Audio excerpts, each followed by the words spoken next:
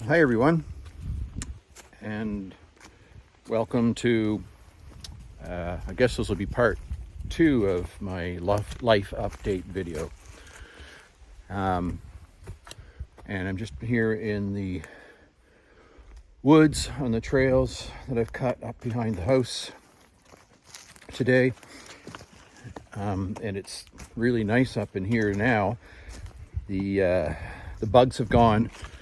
Hopefully the horse flies are mostly behind us, and the mosquitoes, and the temperature is just right today in here, really. So it's quite nice. And I've got Lucy here with me too. You can see her. There goes Lucy now. And I like it up in here. I really like it up in here. And some of these trails are on my land. And Lucy, this way. Some of them are with the permission and good graces of my neighbors. There's not a huge amount of trails in here, but just enough to kind of keep me occupied, and I maintain them. And it's like just a little retreat, literally out the backyard of my house. And you're welcome to them as well. If you ever want to go for a little walk, let me know. It's quite lovely. Right now I'm going down through what I call the Hemlock Ravine. And Lucy is always leading the way down there, but she knows the area well.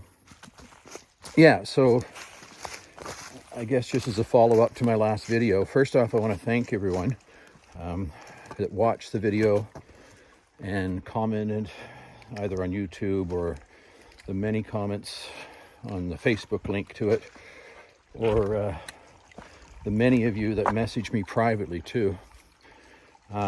When I did that, as I said in the video, I did it completely off the cuff, and I was intending on just giving a general life update, where things are with me, what I've been up to, but clearly I had some other things on my mind. And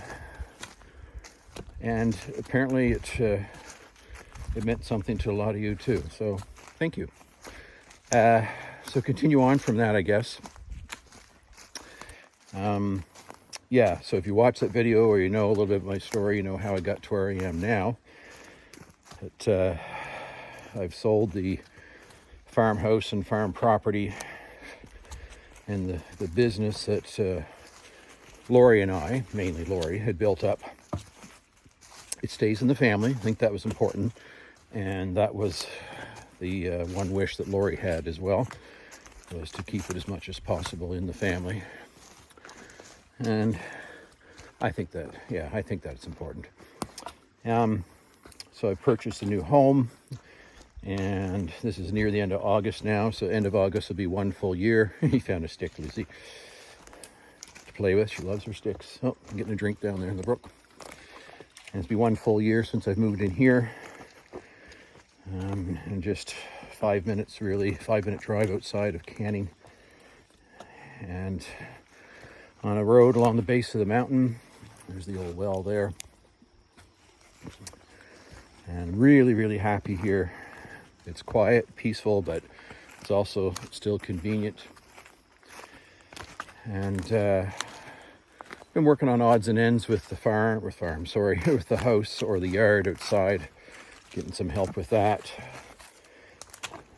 And been renovating the cottage in Halls Harbor, which Lori and I had talked about before, but never took the opportunity to do so. So I jumped in and have done that, and it is turning out to be a beautiful cottage now. There's still a little bit of work left to do, but already starting to really enjoy the work that's been done there. Thanks to Greg and Aaron for that, and their guys. And last year I took a leave of absence from work. Of course, I was a teacher. And then because of life, going up the hill here now, because of life circumstances, I decided to retire. Retired 1 year early from full pension, but yeah, when life throws you curveballs, you start to really do a lot of self-reflecting and figure out what truly is important in life, and making money ain't it. However, I know that I can say that for a couple of reasons. One, well, maybe three reasons. I had a good job with a pension, which will kick in spring when I turn 55. Not everybody is privileged enough to have a pension. And I was able to divest the property and business of the farm. And Lori and I'd like to think, invested wisely early on. And that has paid off as well. You know, at the time when you're younger, you don't really think a whole lot about it, I don't think. I know I certainly didn't. I said, okay, I guess this is something I'm supposed to do or should do in my 20s. But I did. And yeah, that has certainly helped to get me where I am today too. So I recognize the privilege of that. And now that I am retired, every day is my day. And yeah, it's pretty nice. So I've been traveling. Suzanne and I have had some beautiful trips so far. We have another one planned later this fall. I still do my walking and hiking and wandering and exploring. I've always done that. I've always enjoyed that. And as I said before, it's really more to me about the mental health, or even the spiritual health, if you will, more than the physical health or aspect of it. I read a lot. I'm not a fast reader. I've always been a slow reader, but I enjoy reading. So I've always got a book on the go. I've been journaling since the spring. And my hobby, which I spend quite a bit of time on, it tends to go in fits and starts, is stamp collecting, which I got into 5 or 6 years ago. And really, really enjoy it for a number of different reasons. So those are some of the things I just spend some of my time on. I do a bit of volunteering. I'm looking at volunteering more, possibly in the fall. I'm just kind of taking my time thinking about that before making any commitments. Lucy, this way. There's different options here for trails, and usually she waits. But I think she thought we were headed home. We're not going to head home quite yet. Go back up this other trail here. Sorry again, this is handheld. And this fall I'm going to start doing a bit of subbing at the local high school. Just giving a little extra income, and also give me a bit of a social outlet too with my friends and colleagues that I've spent a lot of time with over the years. But it's nice as a retired teacher that I can kind of pick and choose when I want to work and where I want to work, because every day still is mine. Oh, gosh, it's nice up in here.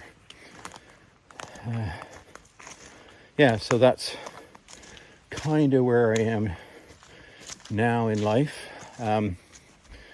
What I've also been learning though is to slow down. Like many people, you get caught up in the busyness of life, of careers and family and commitments. And being an educator is very demanding on your time and on your head as well. Mentally, it can be quite exhausting.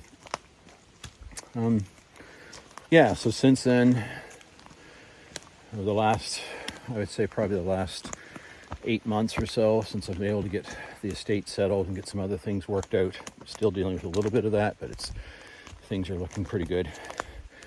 I've learned just to breathe and do what I wish to do in my own time. And I think there's a lot to be said for that. And some might think that you need to fill all of your days every day with commitments and schedules, but I don't know, I kind of like the way things are right now, to be honest with you. Maybe that'll change down the road. And I'll try to hold this up a little bit. My arm's getting tired, still handheld, but it certainly suits me very well right now. I find lots of people to talk to. I have lots of connections over the years that I've built up, and I enjoy those conversations just with people on the street or in the coffee shop, like this morning actually. It was really nice with the few folks that I chatted with there. And again, like I said, just to slow down and live your life with a purpose. Some might say that there's no purpose. Disagree with that. The purpose just looks different. Anyway, I'm babbling along here. I'll keep going on the trails here for another few minutes. If you want to go for a little walk in the woods or for that coffee, just message me. And I'd love to show you the trails or go somewhere else for a little adventure, or just to sit and enjoy a good coffee with some company too. You have yourselves a good day.